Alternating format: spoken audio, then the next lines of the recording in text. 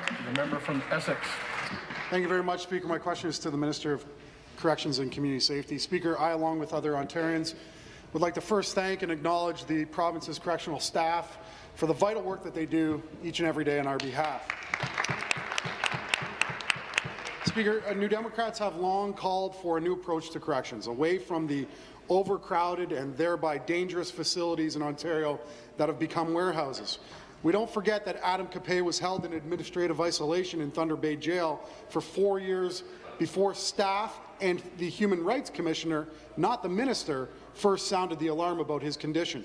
Speaker, when will the Liberal minister provide the resources that have been missing to implement and enable the recommendations of the Ombudsman, Mr. Sapers, and others to use administrative segregation as a last resort, and when will you end indefinite segregation? Thank you. Minister of Community Safety and Correctional Services. Well, thank you. I would like to thank the member for his question and certainly reiterate the great work that our correctional officers are doing every single day in Ontario, our parole and probation officers, Mr. Speaker. And I also want to say thank you to Mr. Sapers for his report today. You know, I think both Mr. Sapers and the Ombudsman are deeply, the concerns that they're raising are deeply concerning and completely unacceptable. And I acknowledge and we acknowledge we must do better. We must do better, and Mr. Saper has recognized the important initiatives and action that our ministry has already taken. He points out that this government's commitment to transform our correctional system. He also clearly points out where we have challenges in this system and that there's much more work to be done. So, Mr. Speaker, as I announced today, and I will go on my supplement, some key initiatives that we are taking in Ontario. Thank you. Supplementary. Thank you, Speaker. The use of administrative segregation and isolation has only increased after 14 years of Liberal government, and now they can't wait to fix it.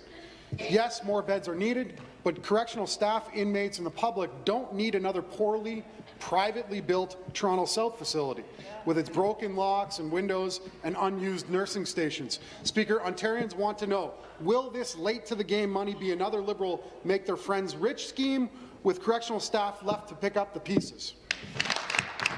Minister. So I will just, I want to say very clearly in this House, Mr. Speaker, that segregation will only be used as the absolute last resort. And certainly, I want to point out that the extremely difficult conditions our correctional officers and our staff are working every day, and the tremendous work that they actually do.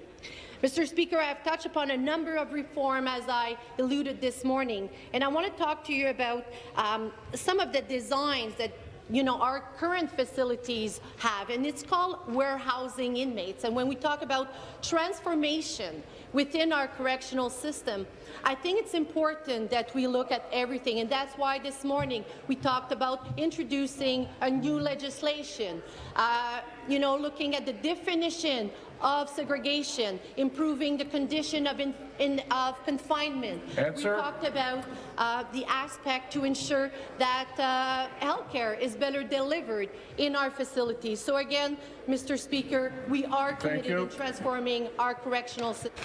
Thank you.